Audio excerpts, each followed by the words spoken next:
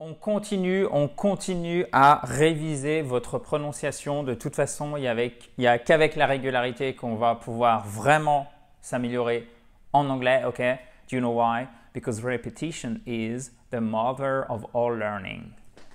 Repetition, okay? Sorry, like this. Oh God, anyway. So, repetition is what is the mother of all, et pas of, hein, bien sûr, of all learning. La répétition est la mère de tous les apprentissages. So, comment dit-on un personnage, chers amis? On travaille toujours l'accent tonique, après on se méfie de l'enchaînement des voyelles. Quand on a bien identifié ces deux parties, on est good to go.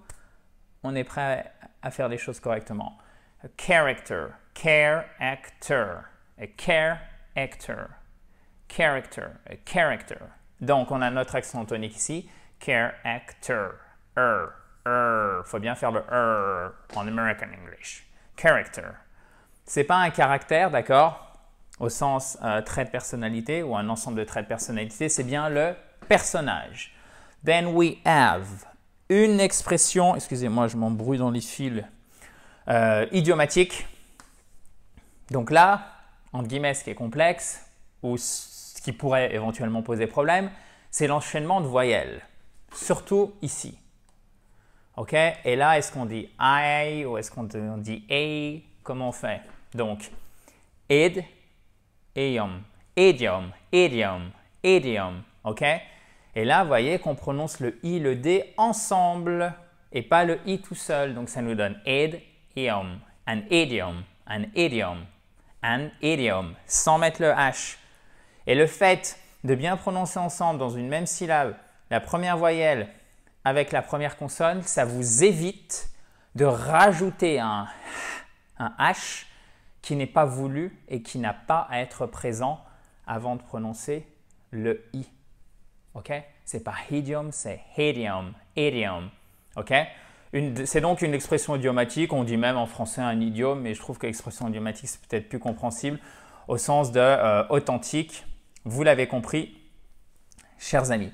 Alors, ça tombe bien, on arrive à second parce que c'est même ce que j'aurais dû vous dire en premier. Vous noterez la transition. Abonnez-vous à cette fabuleuse chaîne YouTube où on ne se prend pas au sérieux, bien évidemment.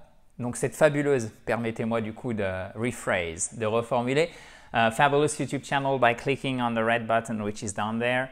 Vous pouvez aussi récupérer votre kit complet pour vous mettre ou pour vous remettre à l'anglais. C'est très simple, il suffit de cliquer sur le i en haut à droite ou sur le lien qui est juste en dessous et ça arrive directement, gratuitement, dans votre boîte email d'ici quelques minutes, 37 pages illustrées concrètes.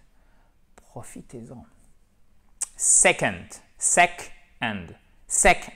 ok? Second, faut bien faire la différence. Sec, on a notre accent tonique ici, puisqu'on a notre apostrophe, hein, maintenant vous le savez. Et là, deuxième partie du mot. Second. Eh bien, il faut quand même le prononcer, hein. C'est pas parce que c'est pas accentué qu'on entend que second. Non, c'est pas second, non, c'est second. Ok, guys? Second, exactly. You've got it.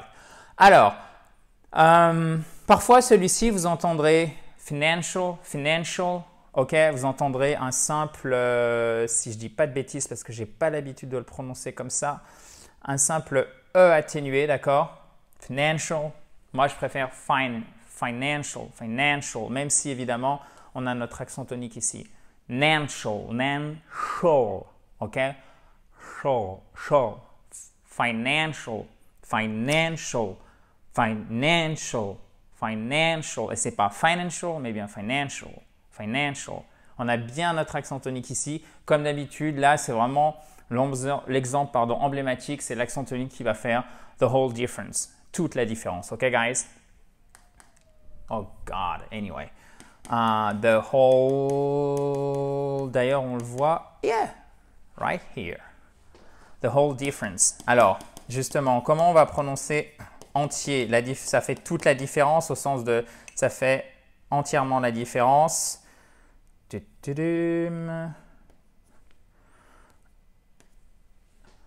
Difference, on a l'accent tonique ici, hein, bien sûr.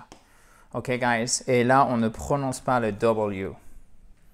The whole, pas the wall, non, the whole, difference, ok? Whole, il n'y a pas difference, mais whole, faut vraiment whole, faut ouvrir la bouche, ok? Whole.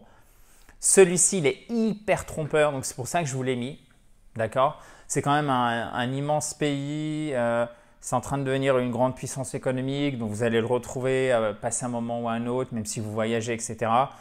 Vous allez me dire tous les pays sont importants, bien sûr, mais là aussi on travaille sur la fréquence des mots, donc ce nom de pays reviendra bien plus souvent. D'ailleurs, on dit comment le Brésil? On dit Brazil ou Brazil? Non, on dit Brazil, et c'est vraiment très marqué là. Hein. Si vous vous trompez d'accent tonique, là c'est foutu, le mot ne veut plus rien dire pour la personne qui est en face de vous si l'anglais est une langue maternelle pour elle, d'accord? Brazil, ok?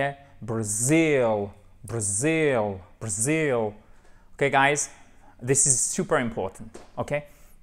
Répéter, ce n'est pas repeat, c'est pas repeat, mais repeat, ok? Mais en fait, on a un schéma qui est très très proche ici. On a nos deux syllabes avec une seconde syllabe qui va être celle qui est accentuée, d'accord? Donc, c'est super important de bien voir ça, ok? Donc, ça nous donne Brazil, repeat, ok? To repeat. Alors, j'exagère un petit peu l'intonation, évidemment, mais c'est pour que vous l'entendiez vraiment bien, ok? To repeat, Brazil. Ensuite, nous avons whole, financial, puis second, et ensuite, on a idiom et character. Je regardais l'ordinateur en même temps puisque c'était marqué, ça m'évite de faire ça et de gêner le flow de la vidéo. Ok? Character, et pas character, mais character. Ensuite, nous avons idiom, puis second, financial, whole, Brazil, puis, chers amis, même construction, to repeat, ok? Est-ce que c'est tout bon pour vous? J'espère que oui. On continue demain dans la joie et la bonne humeur, bien évidemment. Si vous ne l'avez pas fait, abonnez-vous à cette fabulous YouTube channel by clicking on the red button, which is down there. Vous pouvez aussi récupérer votre kit complet pour vous mettre ou pour vous remettre à l'anglais. Il suffit de cliquer sur le bouton rouge qui est en haut à droite ou sur le lien qui est juste en dessous. Vous avez des questions, un commentaire, vous savez ce qu'il faut faire. Même chose, vous mettez ça dans la boîte de commentaires et je reviendrai vers vous probablement dans la journée ou au pire demain si c'est un petit peu plus tard. So, talk to you tomorrow, guys. Bye bye.